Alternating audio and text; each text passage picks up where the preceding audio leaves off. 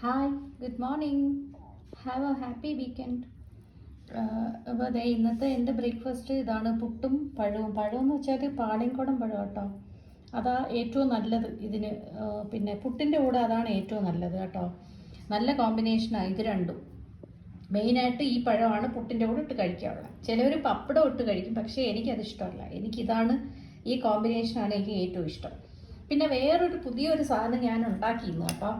അത് പീനട്ട് ബട്ടറാണ് കേട്ടോ. അതാണ്ട് കണ്ടോ, നല്ലപോലെ വന്നിട്ടുണ്ട്. എൻ്റെ മോന് ഇത് എപ്പോഴും ആവശ്യമുണ്ട് ബ്രെഡിൻ്റെ കൂടെ. അവന് പിന്നെ ഇതാണ് പുറത്തുനിന്ന് വാങ്ങിച്ച് കഴിക്കാറുള്ളത്.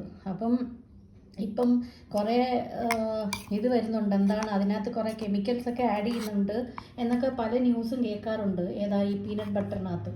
അപ്പം അപ്പം ഞാൻ വിചാരിച്ചത് നമുക്കൊന്ന് ട്രൈ ചെയ്ത് നോക്കാമെന്ന് വിചാരിച്ചു. അങ്ങനെ ഞാൻ ഇന്ന് കപ്പലണ്ടി വാങ്ങിച്ചിട്ട്, അത് പാക്കറ്റിൽ നല്ല വറുത്ത കപ്പലണ്ടി തന്നെ കിട്ടുന്നത് ഇവിടെ കേട്ടോ.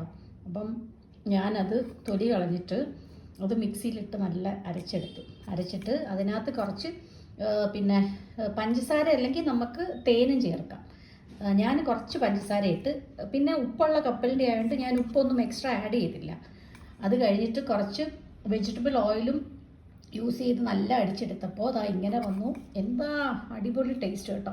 മോൻ അങ്ങനെയൊന്നും അവൻ പറയുന്നതല്ല ടേസ്റ്റ് ഉണ്ടെന്ന്, പക്ഷേ ഇത് പറഞ്ഞു ഉമ്മി നല്ല ടേസ്റ്റ് ഉണ്ടെന്ന് പറഞ്ഞു.